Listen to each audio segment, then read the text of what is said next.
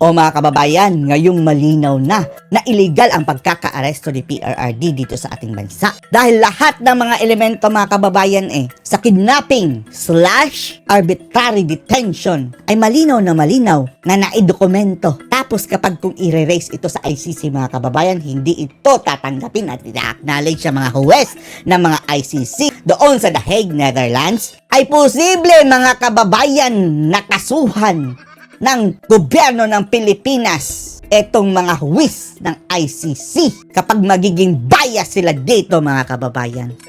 At ikulong sa Women's Correctional natin na kung ang kulungan ni PRRD doon sa ICC mga kababayan ay sobrang ganda.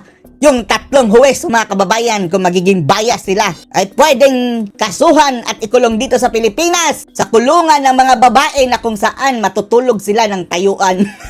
Panoorin niyo po ha. Nakita natin kung paano kinidnap ang Pangulong Duterte. Kinidnap. Sa mga ordinaryong tao mga kababayan, yung mga hindi natin alam ang batas, kidnapping yun Kidnapping. Tinukot si PRRD. Meron bang pananagutan ng mga kapulisan, mga miyembro ng kabinete at ang presidente mismo noong sa pilitan nilang pinala ang ating presidente sa The Hague. Well, unang-una po bago tayo pumunta sa usapin na ganyan, sasagutin ko lang po yung sabi ng ating Executive Secretary Bersamin na hindi raw nila tatanggapin ang pagkatao ni Presidente Duterte kung mabibigyan siya ng provisional liberty.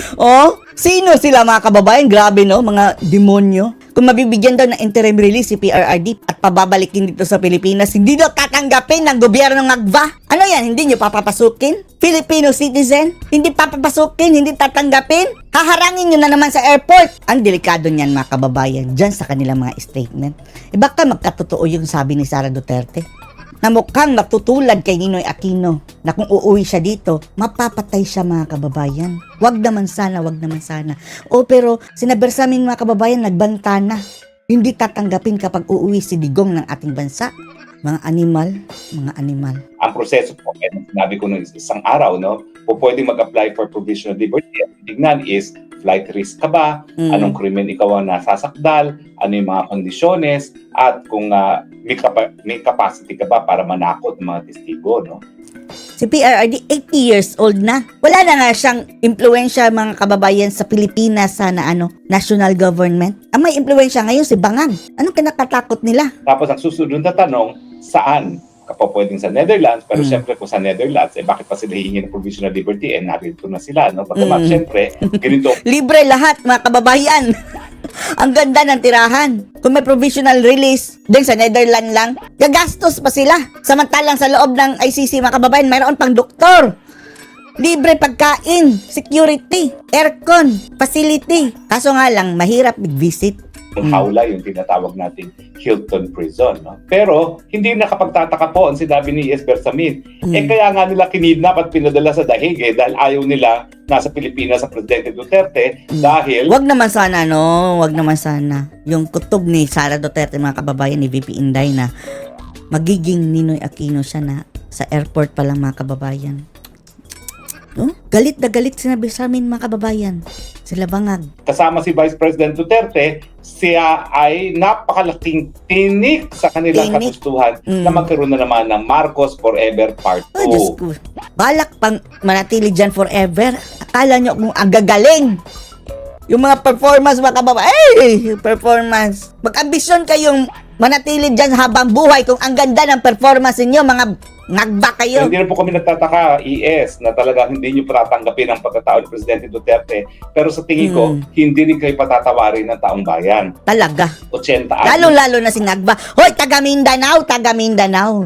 Nagbabalak pa lang mag-rally sa Bagoong Pilipinas dyan si Ngagba mga kababayan sa Mindanao. Si BBM, April 2 to April 5 daw. Pupunta raw sa sa barn, sa Jensen. Basta maraming pupuntahan daw mga kababayan. Andyan si BBM. I-welcome nyo ba? For sure mga kababayan, marami ang ayuda. Babahayan ng ayuda. Pero kayong mga tumanggap ng ayuda, ipagpapalit nyo sa kakarampot. Kunin nyo na ang ayuda tapos kung pwede, umalis kayo. O di ba kaya, kung later na ibibigay ang ayuda, wag na kayong magsigaw-sigaw dyan ng babangag, BBM. Na gusto na lang mamahinga at mamatay sa kanyang sariling bayan, pinagkakait nyo pa. Wag po kayo mag-alala. nakaukit po yan sa puso at isipan ng mga taong bayan, karagdagang kasalanan ng Marcos administration sa sambayan Mas ng malala pa Pilipino. ito. Mas malala Hindi pa po ito. yan mabubura sa aming isipin. So ano nga bang Isipan. krimen ang nangyari nung sapilitang isinakay nila si Presidente sa eroplano na nagdala sa kanya sa dahig? Well, ang ginagamit po nating term ay kidnapping. Pero sa totoo lang, ang kidnapping po, hindi po pwedeng gawin ng isang taong gobyerno.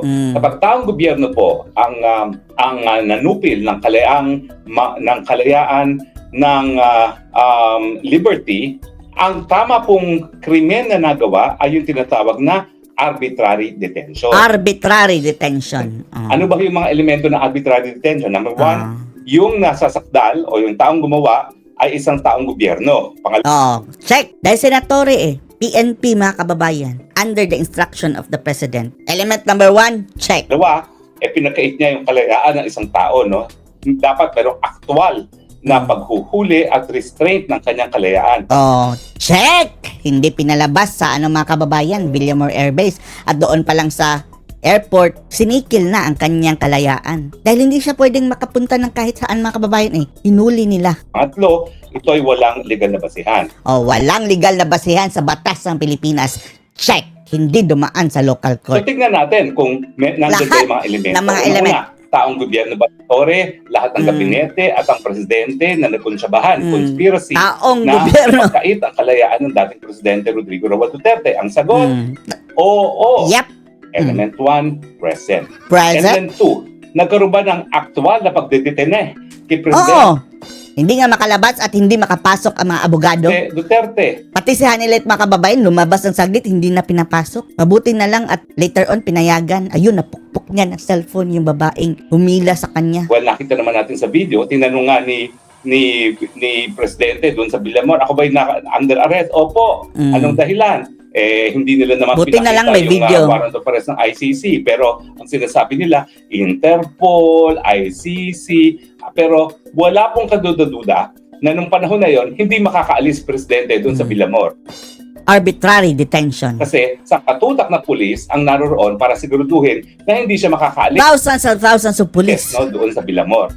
So, element number 2, present! Correct! At ang pangatlo, ang detention is without any legal basis. Yan po ang pag-uusapan natin. Walang so, mukhang ang legal element basis. 1 present, ang element 2 present, ang element 3 present. Andyan lahat mga kababayan, present lahat. Etong ICC mga kababayan, kapag hindi ito titingnan, nagpapakita lang kayo sa inyong kabulukan. Sila daw ang gold standard mga kababayan kung ano ang batas internationally human rights. Tapos ngayon, si Tatay Digong hinuli sa illegal na paraan, dinukot, arbitrary detention mga kababayan. Okay lang, exempted. Ganyan ba ICC? Bulok din kayo So talagang Dapat ito ang pong i-abolish ang kaso ICC. laban sa mga taong gobyerno na nanghuli kay Presidente at nagpadala sa dahig ay ang kasong arbitrary detention. Ang tanong, paano yung pagpapadala sa ICC? Kasi alam natin na mayroong international crime na extraordinary rendition. Yan, extraordinary rendition yan mga kababayan. Well, sa Amerika nga, di po yan illegal Sa sinasabi ng Amerika, may karapatan sila na yung mga Kaso lang hindi yan Amerika That is ICC, which is dapat mga kababayan ang standard, gold standard ng batas sa buong mundo. Kalaban ng gobyerno, mga risk to national security, po pwede nilang dalhin dun sa mga lugar-lugar na po pwede silang matorture kasi pinagbabawal ang torture sa Amerika. Yan yung sinasabi nilang extraordinary rendition. Ito po, malinaw na kidnapping. Kidnapping. Kasi kinuha yung tao, ang nagdala dito sa Hague ay mga taong gobyerno pa rin, kasama yung mga pulis na sakay ng eroplano at saka linagay sa hukuman. Ang tanong, paano yung mga tao ng ICC? Hindi ba sila conspiracy rin? Di ba? Umamin mga kababayan, mayroon silang cooperation under the Marcos administration dahil mayroon doon silang communication Ang sagot po dyan, ayon sa ating batas Pilipinas, kung matapos masabihan ang mga maestrado dito sa ICC kung paano nakuha ang pagkatao ni Presidente Duterte at nagpilit sila na ituloy ang proceedings, ang aking posisyon, pati mga maestrado po pwedeng malitis sa Pilipinas. Sige, ipahuli natin yung taga-ICC mga kababayan, mga judges. Interpol, hulihin natin. Tingnan natin Si Digong nga pinahuli dito ng Interpol. Kukunin natin yung mga judges ng ICC. Nakipagsabuatan mga kababayan na bangag.